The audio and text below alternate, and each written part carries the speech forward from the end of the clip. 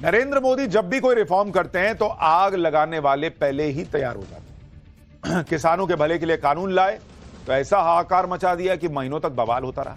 लेकिन सच यह है कि जो लोग किसानों को उस वक्त भड़का रहे थे, आज की डेट में वही किसानों पर डंडे चला रहे। सेम टू सेम वक्फ बिल को लेकर यही हो रहा है। वक्फ में रिफॉर्म की जरूरत थी और यह बात मोदी के टाइम पर नहीं बल्कि जब कांग्रेस का राज था तब से चल रही थी। लेकिन मोदी ने रिफॉर्म करने की हिम्मत दिखाई तो सारे मोदी विरोधी बवाल काटने लगे कि बॉस ये तो नरेंद्र मोदी मुसलमानों से ज्यादती कर रहे हैं, मोदी तो मुसलमानों को टारगेट कर रहे हैं। जबकि यही मोदी मुसलमानों को घर भी दे रहे हैं, नौकरी भी दे रहे हैं, काम धंधे के लिए लोन भी दे रहे हैं। अभी कल ही ईद के लिए सौगातें मोदी बांटा गया था। लेकिन मोदी विरोध में जिन्होंने आंख कान नाक मुंह सब बंद कर रखा है, ना उनको देखना है ना सुनना है। उन्हें तो सिर्फ यह दिखाई दे रहा है कि मुसलमानों के वोट कैसे उन्हें एक मुश्त मिलते रहे।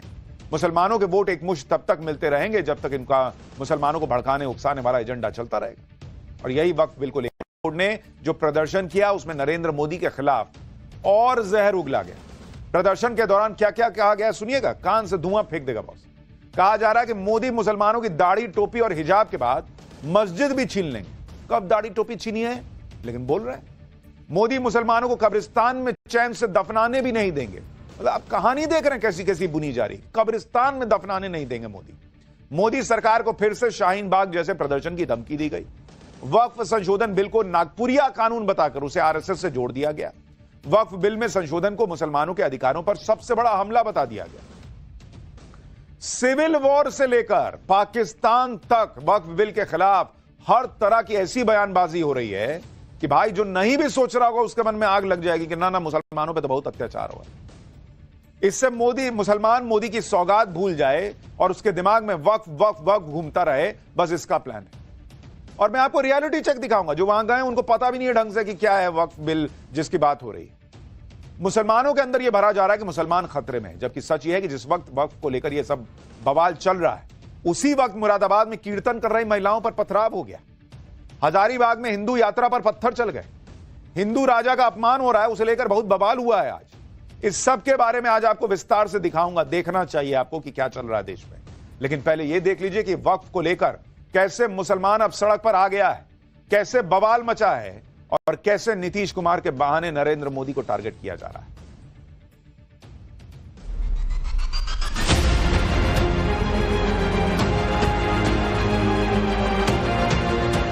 हम लोग किसी भी कीमत पर, चाहे सत्ता रहे या जाए,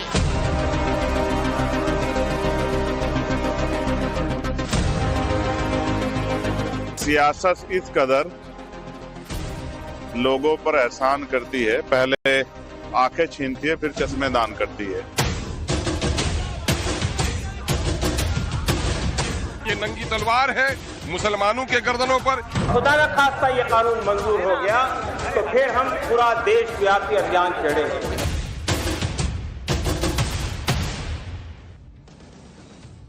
वक्फ संशोधन बिल पर पहले दिल्ली में प्रदर्शन हुआ था। दिल्ली के बाद बिहार में प्रदर्शन किया गया और जिसकी दो वजह दिख रही हैं। पहली तो यह कि बिहार में नीतीश कुमार हैं जो मोदी सरकार को समर्थन दे रहे हैं और मुस्लिम संगठन बार बार नीतीश कुमार पर दबाव डाल रहे हैं। दूसरी बात, बिहार में इसी साल विधानसभा चुनाव है और इस बिल के बहाने बिहार में मोदी के खिलाफ इंडी गठबंधन के समर्थन में मुस्लिम वोट को कंसोलिडेट करने का प्रयास हो रहा है। इसलिए आप देखिए कि इस प्रदर्शन में लालू यादव भी पहुंच गए भाई, जिनकी तबीयत ठीक नहीं चल रही है। लालू यादव पहुंच गए प्रदर्शन में। तेजस्वी यादव भी साथ में पहुंचे हुए थे। तेजस्वी यादव ने इसका एहसान भी गिना दिया कि लालू यादव स्वस्थ ना होने के बावजूद मुसलमानों के लिए यहां पर आए हैं। तेजस्वी यादव को सुनिए जो कह रहे हैं कि किसी भी कीमत पर इस बिल को पास नहीं होने देंगे। आज यहां बीमार अवस्था में भी आप लोगों का साथ देने यहां हम सब लोग आपके हाथों को मजबूत करने के लिए यहां पहुंचे हैं और हम लोग किसी भी कीमत पर, चाहे सत्ता रहे या जाए, इसकी हम लोगों को परवाह नहीं है। लेकिन ये गैर संवैधानिक बिल और लोकतांत्रिक बिल का हम लोग पुरजोर सदन में भी विरोध किया था, संसद में भी विरोध किया था। ये इन नेताओं का कॉन्फिडेंस है कि जिस बिल को लेकर सीधा सीधा प्रश्न यह है कि सेक्युलर भारत में अगर सेक्युलरिज्म जैसा कुछ है तो वहां पर एक धर्म विशेष को ऐसा कैसे कुछ मिल सकता है जो बाकियों को नहीं मिला हुआ है। लेकिन इनका कॉन्फिडेंस है कि हम मुसलमान के साथ दिखेंगे तो मुसलमान का वोट लेंगे, लेकिन अगर गलत में भी मुसलमान का साथ दे रहे हैं तो भी हिंदू का वोट तो आ ही जाएगा जाति के नाम पर। पटना में all India Muslim personal law board का प्रदर्शन चल रहा था। लालू, तेजस्वी सब पहुंच गए वहां पर, और इनको देखकर लोग यही कह रहे हैं कि ये वही लोग हैं जो महाकुंभ नहीं गए। महाकुंभ को फालतू बता रहे थे लालू यादव, लेकिन जब मुस्लिम संगठनों का बुलावा आया, बाप रे बाप, खराब तबीयत के बावजूद चले गए वहां तेजी से। ये तक कह दिया कि चाहे सत्ता रहे या न रहे, बिल नहीं पास होने देंगे। वक्फ संशोधन बिल के खिलाफ लालू यादव और तेजस्वी यादव इतना जोर क्यों लगा रहे हैं, इसका पीछे का वोट गणित भी आपको समझा देता हूं। दरअसल अगर आप देखेंगे, सबको बिहार का चुनाव दिख रहा है कि भैया बिहार में चुनाव है और वहां पर स्थिति क्या है, आपको यह देखनी चाहिए। बिहार में अगर आप देखेंगे मुसलमान कितनी बड़ी संख्या में है, क्या प्रभाव छोड़ता है आप देखिए। आबादी कितनी है? आप 18%, 18% बॉस बिहार के अंदर मुस्लिम आबादी है। और अगर आप मुस्लिम वोट देखिएगा 2020 में मुस्लिम वोट किसको कितना गया था, अगर इसका गणित देखिएगा, एनडीए को 5%, मात्र 5%, जिसमें जेडीयू प्लस बीजेपी है बॉस। जेडीयू के नाम पे फिर भी मुसलमान वोट कर दे तब भी 5%। और इंडिया अलायंस को जो आप देखिएगा, कांग्रेस प्लस आरजेडी, इनको गया था 76%, 76%। अब आपको समझ में आ रहा है कि क्यों लालू यादव खराब तबीयत के बावजूद वहां पहुंच गए। साल 2024 का लोकसभा चुनाव, एनडीए को 12% वोट गया, इंडिया अलायंस को 87% मुसलमानों का वोट बिहार के अंदर गया। इन्हीं 87% मुस्लिम वोट को एक मुश्त बनाए रखने और इसे और बढ़ाने के लिए वक्फ संशोधन बिल के खिलाफ जोर आजमाइश हो रही है। आप यह भी समझिए कि मुस्लिम वोट की राजनीति करने वाला पार्टियों के लिए तो वक्फ संशोधन बिल उस मौके की तरह है जिसके दम पर वो एक मुश्त मुस्लिम वोटों की फसल काट सकते हैं। इसलिए इस बिल के खिलाफ बहुत भड़काऊ बयानबाजी हो रही। बिहार में असदुद्दीन ओवैसी की पार्टी के विधायक अख्तरुल ईमान को सुनिए, जो गृह युद्ध जैसी धमकी दे रहे हैं। कह रहे हैं कि वक्फ बिल मुसलमानों की गर्दन पर लटकती हुई तलवार की तरह है। सुनिए एक बार इनको। मोदी इस मुल्क में मुसलमानों को चैन से जीना भी नहीं देना चाहते हैं और कब्रिस्तान में चैन से दफनाया जाए उसके लिए भी हालात वो खराब कर रहे हैं। अगर ये काला कानून बन गया तो न जाने कितनी मस्जिदों में ताले लगेंगे, खानकाहें वीरान होंगी और कब्रिस्तानों में बुल्डोजर चलेंगे। हम इस मुल्क में खाना जंगी नहीं चाहते हैं। ये नंगी तलवार है मुसलमानों के गर्दनों पर, ये नंगी तलवार है देश के संविधान पर, ये नंगी तलवार है हिंदुस्तान के सोशल फैब्रिक हिंदू मुस्लिम सिख ईसाई के इत्तेहाद पर। बयान सुन रहे हैं आप? ये बिल जो है वो मुसलमानों का चैन छीन लेगा अगर ये बिल आ गया तो। इसका मतलब अभी तक जो वक्फ कानून चल रहा है उससे मुसलमान एकदम बम है, चैन में है, बंगलों में रह रहा होगा, सब मुसलमान करोड़पति हो गया होगा। नहीं होना क्या होगा फिर इनके हिसाब से? नहीं हुआ। क्यों नहीं हुआ ये समझना होगा उन मुसलमानों को जिनको भड़काया जा रहा है। वक्फ संशोधन बिल के खिलाफ आंदोलन की कमान all India Muslim personal law board ने संभाली हुई है। इन्हें भी तो यह दिखाना है कि मुसलमानों की आवाज उठाने वाले असली ठेकेदार हम हैं। बिल के खिलाफ प्रदर्शन का अगला प्लान भी तैयार हो गया। दिल्ली और पटना के बाद अगला ठिकाना आंध्र प्रदेश है, जहां एनडीए में शामिल चंद्रबाबू नायडू की सरकार है। वहां भी Muslim personal law board Chandrababu Naidu की पार्टी पर दबाव डालेगा कि वो इस बिल का समर्थन ना करें, और अगर किया तो फिर मुसलमानों का सपोर्ट हमेशा के लिए खो देंगे। All India Muslim personal law board के सदस्य कैसे शाहीन बाग की याद दिला रहे हैं वो सुनिए। फिर बताऊंगा कि जब पटना में हमारी टीम ने वक्फ बिल के विरोध में जमा हुई इस भीड़ से सवाल पूछा कि भाई क्या है, क्या दिक्कत है तुम लोगों को, उसके बाद देखिए क्या ये लोग जवाब दिए। लेकिन पहले सुनिए इन लोगों को। जिस तरह हमारी कौम ने अभी चंद माह पहले एक सीए और एनआरसी के ऊपर में शाहीन बाग का अजीमुश्शान मुजाहरा किया था, अगर ये बिल वापस नहीं लिया गया और खुदा न खास्ता ये कानून मंजूर हो गया तो फिर हम पूरा देशव्यापी अभियान छेड़ेंगे, पूरे मुल्की सतह का ऐलान करेंगे। जेडीयू, लोक जनशक्ति पार्टी, टीडीपी को ये इंतबाह देने के लिए है, ये वार्निंग देने के लिए है। अगर आपने बिल का समर्थन किया तो आप हमारे समर्थन से महरूम हो जाएंगे। जुमे की नमाज के लिए निकले तो आप काली पट्टी अपने हाथ के ऊपर बांध लें और खामोश और पुरअमन एहतजाज करें और उसके वीडियो बनाकर वायरल भी करें और सोशल मीडिया पर भी डालें। यानी इन लोगों का प्रयास यह है कि नरेंद्र मोदी ऐसे तो दबाव में आ नहीं रहे, तो एक काम करो, बिहार में करो, नीतीश कुमार से दबाव डलवाओ। एक काम करो, आंध्र प्रदेश में करो, चंद्रबाबू नायडू से दबाव डलवाओ ताकि किसी की तो सुन ले नरेंद्र मोदी। लेकिन ये लोग भ्रम में, नरेंद्र मोदी इस तरह की पॉलिटिक्स नहीं करते हैं बॉस। वक्फ संशोधन बिल के खिलाफ बहुत सी बातें भी हो रही। ये कहा जा रहा है कि वक्फ की संपत्ति तो जरूरतमंद मुसलमानों के वेलफेयर के लिए थी, लेकिन पीएम मोदी इसे लूट रहे हैं। वक्फ संशोधन बिल के खिलाफ उस बिहार में प्रदर्शन हो रहा है जहां जेपीसी की टीम गई थी, जहां राज्य सरकार से भी सुझाव लिए गए थे और मुस्लिम संगठनों से भी। फिर भी प्रदर्शन हो रहे हैं और यह सब इसलिए कि नरेंद्र मोदी को टारगेट करना है, नीतीश कुमार को फंसाना है, क्योंकि कुछ मुस्लिम वोट नीतीश कुमार को तो मिलते ही हैं। लेकिन इस बार all India Muslim personal law board की चेतावनी का जेडीयू को लोड नहीं ले रही। बिहार के मंत्री विजय चौधरी क्या कह रहे हैं आप खुद सुनिए, फिर आपको वक्फ बिल पर विरोध की ग्राउंड रियलिटी दिखाता हूं। जेडीयू ने भी और सरकार ने भी जितने मुस्लिम के संगठन हैं, माइनॉरिटी के इदारे हैं, उनसे बात की, उनके प्रतिनिधिमंडल से मिला और जो उन्होंने चिंताएं जताई, हम लोगों ने सरकार की तरफ से भी और पार्टी की तरफ से भी, जो ज्वाइंट पार्लियामेंट्री कमेटी आई थी जेपीसी, उसको हम लोगों ने अवगत करा दिया है। तो हम लोगों ने तो बहुत ही पारदर्शी, जिसको कहिए ट्रांसपेरेंट स्टैंड रखा है। आपको पटना में all India Muslim personal law board के कुछ प्रदर्शन की कुछ तस्वीरें दिखाता हूं, जिसे देखना बहुत जरूरी है। इस प्रदर्शन के दौरान जो भीड़ जमा थी, उनके हाथ में इंग्लिश में लिखे हुए पोस्टर और बैनर थे, जिस पर लिखा था कि we reject waqf bill, hands off waqf, save waqf जैसे नारे लिखे थे। जब हमारे सहयोगी ने वहां मौजूद भीड़ से सवाल किया कि वहां किस लिए आए हैं भाई, तो इन लोगों से जवाब देते नहीं बना। सुनिए एक बार, देखिए ग्राउंड पर ये लोग प्रदर्शन करने आए हैं कि वक्फ संशोधन क्यों हो रहा है।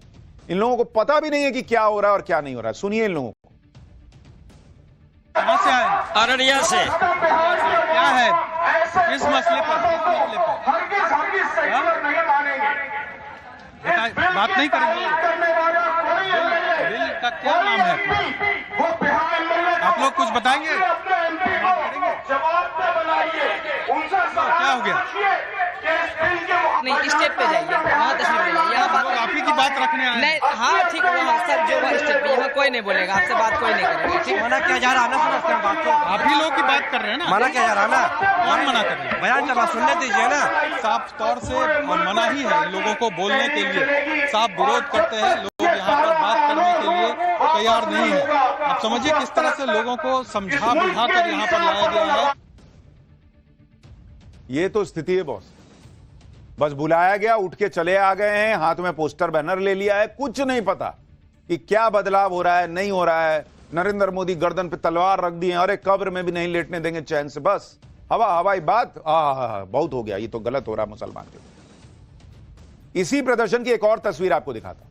प्रदर्शन के दौरान धूप तेज थी, तो छांव के लिए प्रदर्शन कर रहे मुसलमान पास के एक मंदिर परिसर में पहुंच गए। वहां बैठकर मंदिर परिसर में थोड़ी छांव ली, लेकिन जब मीडिया का कैमरा वहां पहुंचा तो प्रदर्शनकारी वहां से चेहरा छिपाते निकल गए और सवालों का जवाब भी नहीं दिया। देखिए वहां क्या हुआ। इस मंदिर में देखिए अल्पसंख्यक समाज के जो लोग हैं वो बड़ी संख्या में, चूंकि बाहर बहुत धूप है, गर्मी है, तो मंदिर के अंदर ये तमाम लोग यहाँ पर बैठे हैं। नहीं, हम लोग कुछ नहीं बोलेंगे, मना किया गया। देखिए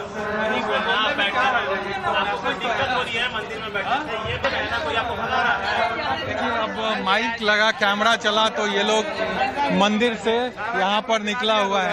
आ जाएंगे। 4 लोग बैठे हैं, 4 लोग बैठे हुए थे, आप लोगों को देखा नहीं गया। तो देखिए यहाँ पर किस तरह से अब खाली हो गया, क्योंकि मीडिया जैसे ही हम पहुंचे हैं यहाँ, और यहाँ पर जो तमाम लोग बैठे हुए थे वो यहाँ से उठकर निकल गए।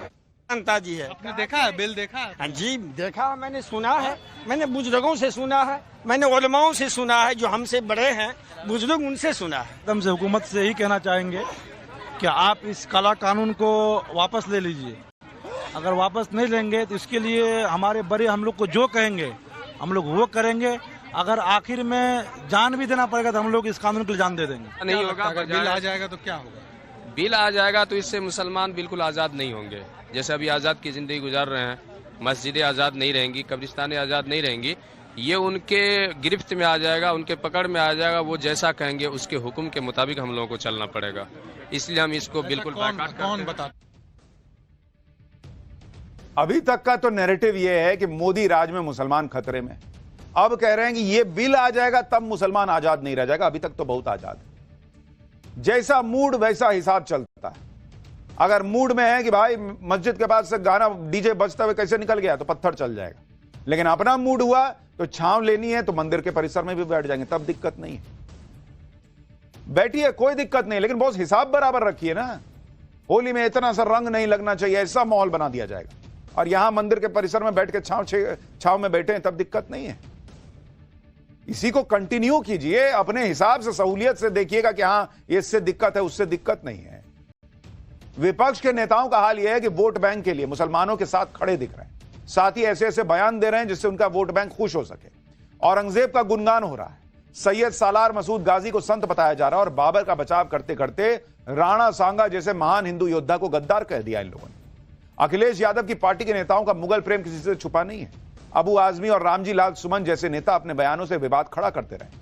रामजी लाल सुमन ने राणा सांगा के बारे में बेहद आपत्तिजनक टिप्पणी की थी राज्यसभा में और राणा सांगा को गद्दार कह दिया था। अखिलेश यादव बचाव कर रहे थे, देश भर में विरोध शुरू हो गया।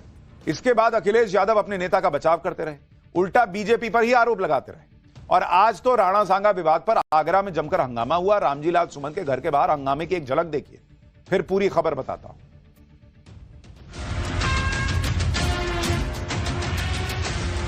मुसलमान तो बाबर की औलाद हैं और तुम गद्दार राणा सांगा की औलाद हो।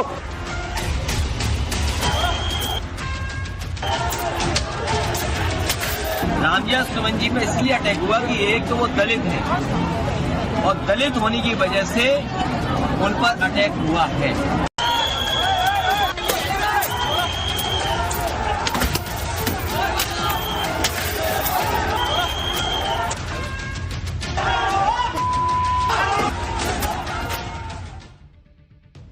यही इन नेताओं का कार्ड है बॉस, कि मुसलमान का वोट एक मुश्त लेंगे और हिंदू को जो है वो राणा सांगा को अगर गाली भी दे दे, गद्दार भी कह दे तो उस पर हमला होगा तो कहेंगे वो तो दलित है, उसको जाति में बांट देंगे हिंदू को।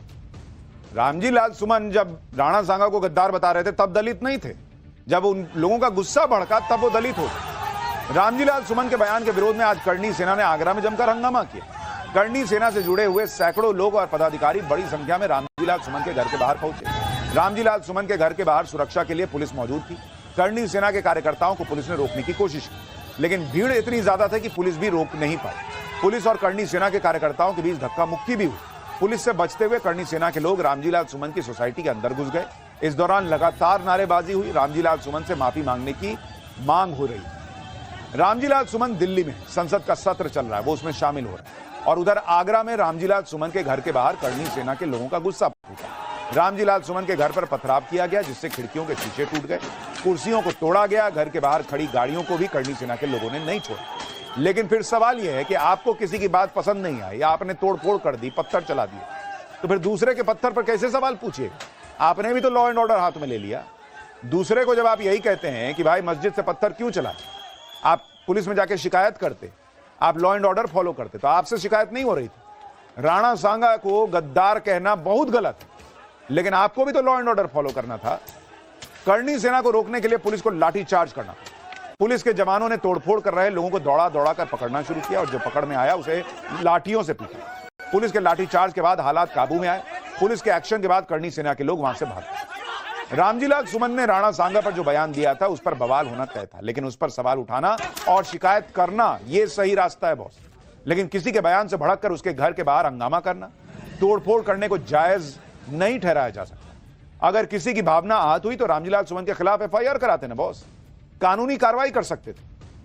कानून को अपने हाथ में लेने का अधिकार किसको है? किसी को नहीं। रामजी लाल सुमन के घर के बाहर हंगामे के बाद क्या हाल है, जरा उसकी एक रिपोर्ट देखिए, फिर दिखाता हूं कि अखिलेश यादव इसमें कैसे दलित एंगल लेकर आ गए। पुलिस को पुलिस बल का प्रयोग करना पड़ा, जिसके बाद यहां से जो समर्थक थे उन्हें खदेड़ा गया।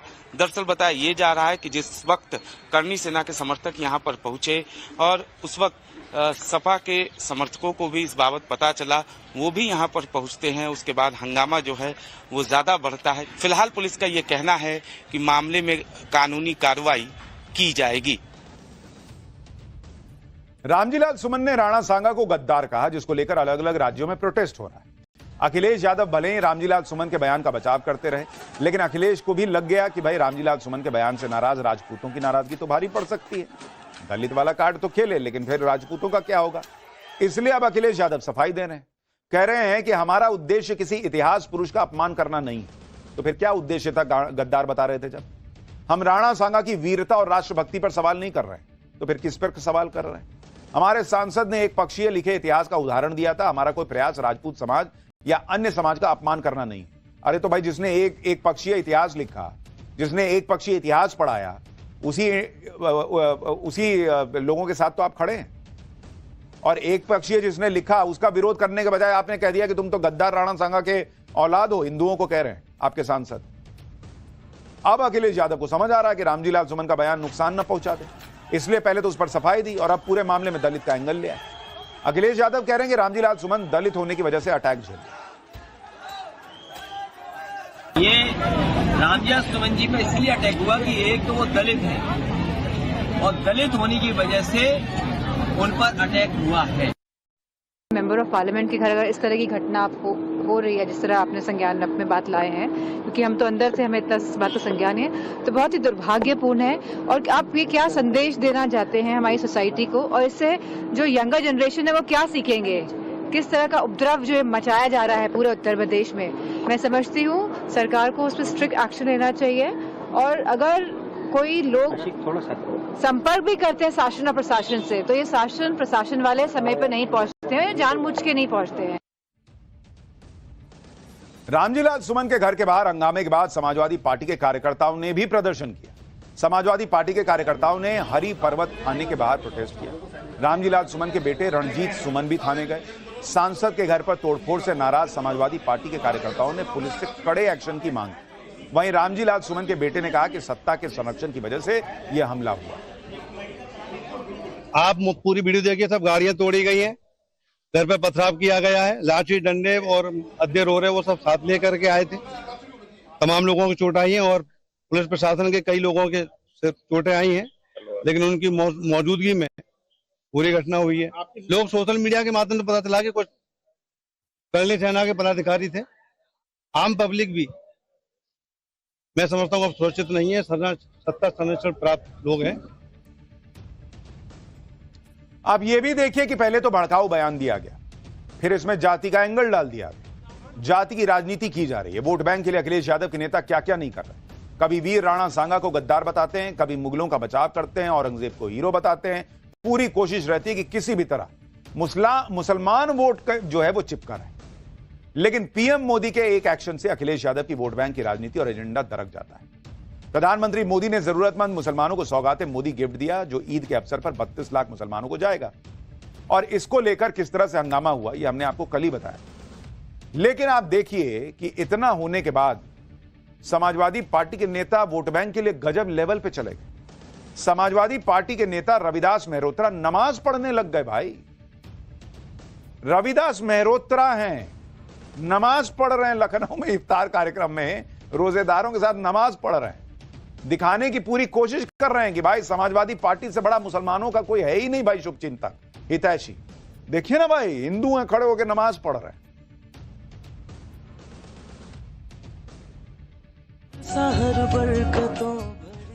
ये तस्वीर है, अलग लेवल पे है भाई, अलग लेवल। ये मतलब मुसलमान को लगना चाहिए कि हम उनके साथ हैं तो नमाज भी पढ़ें।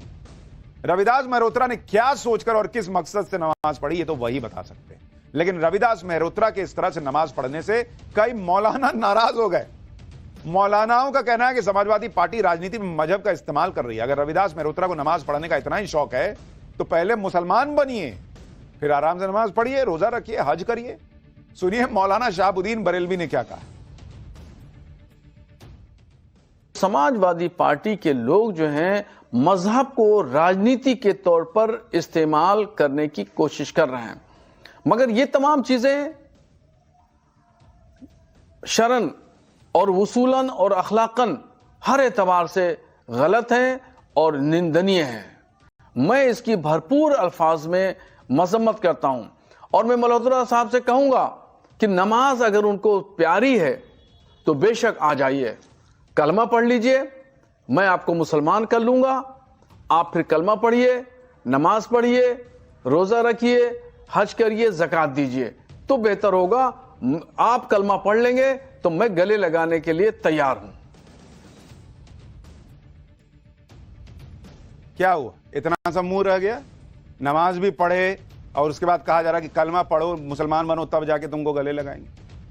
मुसलमान का भला सोचने के लिए क्या नमाज पढ़ना जरूरी है? जो नहीं पढ़ रहा है वो नहीं सोच सकता है। जो मुसलमान नहीं बनेगा वो मुसलमान का भला नहीं सोच सकता है। जो मुसलमान है वो सारा मुसलमान का भला ही कर रहे हैं। तो इतने मुसलमानों में गरीबी कैसे होती? ऐसे ही एक बार मुझे याद है किसी ने जाकिर नायक से पूछ लिया था कि फलाना हिंदू पत्रकार है, हमारा बहुत समर्थन करता है हर बात में, वो नरक जाएगा कि जन्नत में जाएगा? तो जाकिर नायक ने कह दिया कि वो नरक जाएगा, क्योंकि है तो वो काफिर ही। बॉस, किसी का भला करना है ना तो उसका सही में साथ दीजिए, गलत में नहीं। उसके हाथ में पत्थर मत थमाइए, नौकरी का सर्टिफिकेट थमाइए, उसको काबिल बनाइए। उसके साथ मुसलमान बनने की जरूरत नहीं है, हिंदू रहते हुए उसका अच्छा कर सकते हैं। लेकिन मुस्लिम वोट के लिए गजब की पॉलिटिक्स चल रही। एक तरफ तो मुसलमानों के अंदर यह भरा जा रहा है कि मुसलमान खतरे में, दूसरी तरफ सच यह है कि हिंदुओं पर ही पत्थर चल जा रहे हैं। कई जगह कहीं हमले हो रहे हैं, कहीं हिंदू राजा को अपमानित किया जा रहा है। मुरादाबाद में मुस्लिम समुदाय से जुड़े कुछ लोगों ने मंदिर में कीर्तन महिलाओं पर पथराव कर दिया, यह आरोप लग रहा है। इसके बाद दोनों पक्षों में जमकर लाठी डंडे चल गए, जिसका वीडियो आपके सामने। घटना बहादुरपुर गांव की है। आरोप है कि सोमवार रात को जब कुछ महिलाएं मंदिर में कीर्तन कर रही थी, तभी मस्जिद से नमाज पढ़कर लौट रहे मुस्लिम पक्ष के कुछ लोगों ने उन पर पथराव कर दिया। हिंदू पक्ष के लोगों को पीटना शुरू कर दिया। आरोप है कि मुस्लिम पक्ष ने महिलाओं को तेज आवाज में कीर्तन करने से रोका था। कुछ लोग ये भी कह रहे हैं कि मस्जिद में एक कुत्ते के घुसने से बवाल शुरू हुआ। इस घटना के बाद तनाव बढ़ गया है। गांव में भारी फोर्स लगानी पड़ी है। फ्लैग मार्च भी किया जा रहा है और पत्थरबाजी के आरोपियों के लिए गांव में सर्च ऑपरेशन चल रहा है। टाइम्स नाउ नवभारत ने वहां हालात का जायजा लोगों से बात की है, सुनिए वहां क्या हुआ। इसी रास्ते से जो नमाज पढ़ के लोग हैं वो जा रहे थे और उसी वक्त जो है यहाँ पर पथराव हो जाता है, पत्थरबाजी हो जाती है, उसमें कई लोग घायल हो जाते हैं। कीर्तन कर रहे थे, उनके करा कीर्तन बंद करा, हम नमाज पढ़ रहे हैं, हमें दिक्कत हो रही है 9 बजे के टाइम। लाठी डंडा से भी पथराव से भी मतलब जो है झगड़ा चला था, पत्थरबाजी शुरू हो गई। बालक है और तो कोई था ना। इसी घटना में चोट लगी थी? यस। कैसे लगा था चोट? सर कुछ लोग आए थे उसमें मस्जिद में से निकल के नमाज वमाज पढ़ के, तो हम पे अड्डेबाजी करी थी उन लोगों ने। कभी भी ऐसे लड़ाई झगड़े तो खैर नहीं परेशानी पता ना उसी दिन क्या हुआ। खैर मुरादाबाद में तो बवाल शांत हो गया। असली चैलेंज तो संभल में शांति बनाए रखने की। संभल में जैसे होली और जुमे की नमाज के लिए तैयारी की गई थी, वैसी ही तैयारी ईद और रामनवमी को लेकर की जा रही है। आज संभल में पीस कमेटी की अहम बैठक हुई। इस बैठक के बाद तय हुआ कि संभल में सड़क पर नमाज नहीं पढ़ी जाएगी और ना ही छत पर नमाज पढ़ी जाएगी। इसके अलावा पहले की तरह लाउडस्पीकर की इजाजत नहीं रहेगी। इस बैठक में संभल के सीओ अनुज चौधरी भी मौजूद थे। सुनिए अनुज चौधरी ने क्या कहा, फिर बताऊंगा कहां हिंदुओं की यात्रा पर पत्थर चल गया। पर आप यदि ईद की सिवैयां खिलाना चाहते हो तो आपको गुजिया भी खानी पड़ेगी, या गुजिया खाओ हम ये सिवैया, तो दोनों पक्ष खाओ। पर यहाँ गड़बड़ हो जाती है, जहाँ एक पक्ष खाने को तैयार, दूसरा खाने का, तो यहाँ भाईचारा खत्म हो जाए। मुरादाबाद और संभल से लेकर हजारीबाग तक की एक ही कहानी है। वोट बैंक के लिए खतरे में मुसलमानों को बताया जाता है, जबकि पत्थर हिंदुओं पर चल रहा है। हजारीबाग में रामनवमी से पहले मंगलवार को मंगला जुलूस निकाला गया। जैसे ही मंगला जुलूस जामा मस्जिद के पास पहुंचा, उस पर पत्थरबाजी होने लगी। बताया जा रहा है कि जुलूस में तेज आवाज में बज रहे गानों से मुस्लिम पक्ष नाराज हो गया। इसके बाद उन्होंने पत्थरबाजी शुरू कर दी। फिर दोनों पक्षों की तरफ से एक दूसरे पर पथराव होने लगा।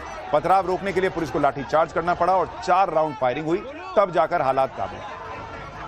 हजारीबाग में हिंसा के बाद हालात कंट्रोल में है, लेकिन अब इसको लेकर राजनीति तेज हो गई। हजारीबाग की हिंसा के विरोध में बीजेपी ने आज विधानसभा के बाहर प्रदर्शन किया। बीजेपी विधायक तख्ती लेकर परिसर में बैठ गए और नारे लगाने लगे कि हजारीबाग को कश्मीर नहीं बनने देंगे। बीजेपी ने सवाल किया कि आखिर हिंदुओं के त्योहारों पर ही इस तरह की घटनाएं क्यों हो रही। हजारीबाग हिंसा पर झारखंड की मंत्री नेहा शिल्पी तिर्की ने क्या कहा, एक बार सुनिए। आज होगा इन सभी चीजों में, लॉ एंड ऑर्डर भी अपने तरफ से कार्रवाई करेगा और जिन जिन लोगों की संलिप्तता है, कोई इन सभी चीजों से बच नहीं पाएगा। बहुत कड़ाई कार्रवाई की जाएगा, क्योंकि ये राज्य नागपुर नहीं है और ना ही इसको नागपुर बनने दिया जाएगा। आज होगा इन सभी चीजों में, लॉ एंड ऑर्डर भी अपने तरफ से कार्रवाई करेगा और जिन जिन लोगों की संलिप्तता है। लेकिन देश में कई ऐसी चुनौतियां हैं जिससे नरेंद्र मोदी निपट रहे हैं और देश को आगे ले जा रहे हैं। पाठशाला में अब अगला चैप्टर। पीएम मोदी अब कौन सा ऐसा महाकुंभ ला रहे हैं जो देश की ताकत 100 गुना बढ़ा देगा। वो महाकुंभ जिसमें डुबकी लगाते घर आएंगी लक्ष्मी, चीन से लेकर अमेरिका तक के होश उड़ेंगे। अब इसका चैप्टर।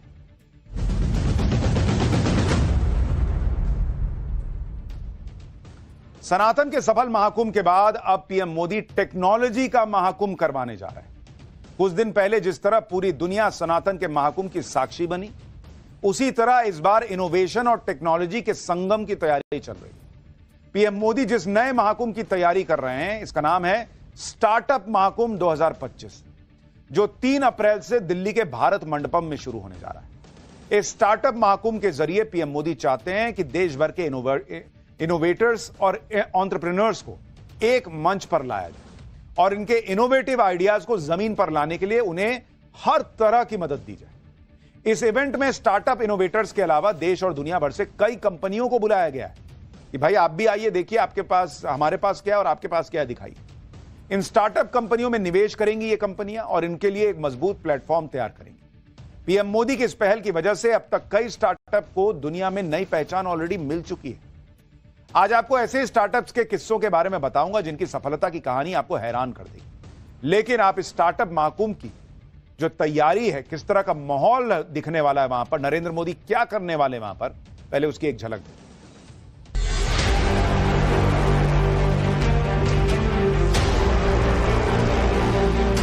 स्टार्टअप की दुनिया के आप सभी साथियों का इस महाकुंभ में होना बहुत मायने रखता है। स्टार्टअप वाले सफल कैसे होते हैं, क्यों होते हैं?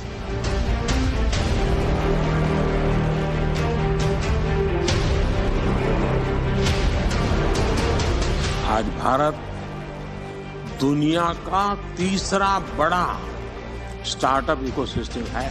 आज भारत में करीब 1.25 लाख रजिस्टर्ड स्टार्टअप्स हैं।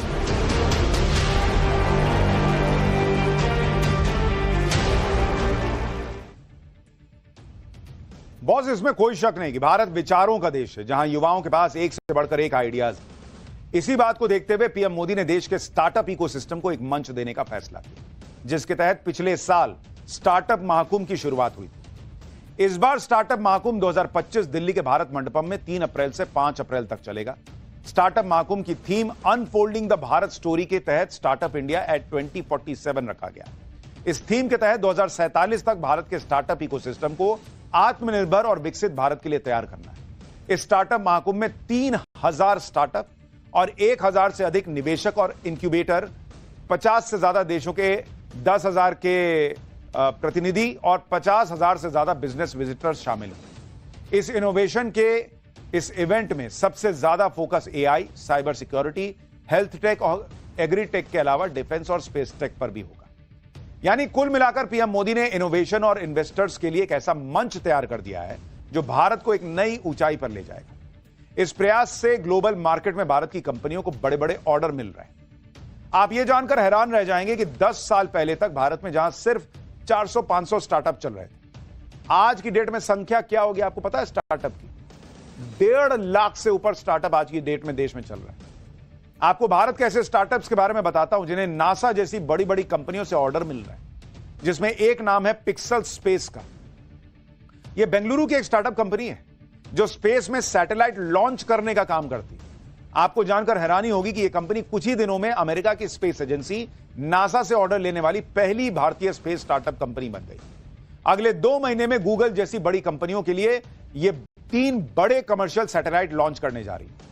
आज की तारीख में यह कंपनी नासा के 4000 करोड़ रुपए वाले कमर्शियल स्मॉल सेट प्रोग्राम में साथ में काम कर रही है। इसी तरह भारत की एक और स्टार्टअप कंपनी है, इसका नाम है अग्निकुल कॉस्मोस। इस कंपनी ने मई 2024 में अग्नि बाण नाम का एक रॉकेट लॉन्च करके पूरी दुनिया में तहलका मचा दिया। दरअसल अग्नि बाण दुनिया का पहला single piece 3D printed engine वाला रॉकेट था, जिसे इस कंपनी ने स्वदेशी रूप से डिजाइन किया था। अग्निकुल का टारगेट सैटेलाइट लॉन्च करने वाले ग्लोबल सेक्टर में अपनी मजबूत पकड़ बनाना है। आज आपको इस कंपनी की तरक्की के कुछ आंकड़े भी बता देता हूं। आपको जानकर हैरानी होगी कि अग्निकुल कॉस्मोस कंपनी 2017 में मात्र 3 करोड़ रुपए में तैयार हुई थी और अब तक 350 करोड़ रुपए की फंडिंग जुटा चुकी है। इस कंपनी को आईआईटी मद्रास के प्रोफेसर एसआर चक्रवर्ती और उनके 2 स्टूडेंट श्रीनाथ रविचंद्रन और मोइन ने मिलकर शुरू किया। अग्निकुल के पास स्पेस सेक्टर में दुनिया की 13 इंटरनेशनल कंपनियों के ऑर्डर हैं। अमेरिका, यूरोप, जापान की कई कंपनियों के लिए ये लोग काम कर रहे हैं। अग्निकुल की सफलता को देखते हुए अब भारत सरकार भी इस कंपनी के साथ कई प्रोजेक्ट्स पर काम कर रही है। यानी कुछ सालों के अंदर इस कंपनी ने पूरी दुनिया में स्पेस सेक्टर में नई पहचान बना ली। और यह इसलिए संभव हो पा रहा है कि आज की डेट में देश में स्टार्टअप्स के लिए ऐसा माहौल है कि लोगों को लगता है यार अपना कितने दिन नौकरी करें, यार स्टार्टअप करते हैं, कुछ अपना करते हैं। एक तरफ ऐसी भारतीय स्टार्टअप कंपनी है जिसने 3D तकनीक से रॉकेट तैयार कर दिया और दूसरी तरफ एक और स्टार्टअप कंपनी है जो 3D तकनीक से मकान बना रही है। यह स्टार्टअप कंपनी महीनों में तैयार होने वाले मकान को 1 हफ्ते में तैयार कर देती है। इस स्टार्टअप कंपनी को आईआईटी मद्रास के कुछ स्टूडेंट्स ने तैयार किया। इसका नाम है त्वस्ता।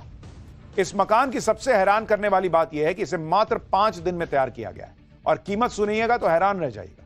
इस मकान को आईआईटी मद्रास कैंपस के अंदर ही बनाया गया, लेकिन इसे दूसरी जगह, इसके हिस्से दूसरी जगह बनाए गए और फिर यहां लाकर असेंबल किया गया।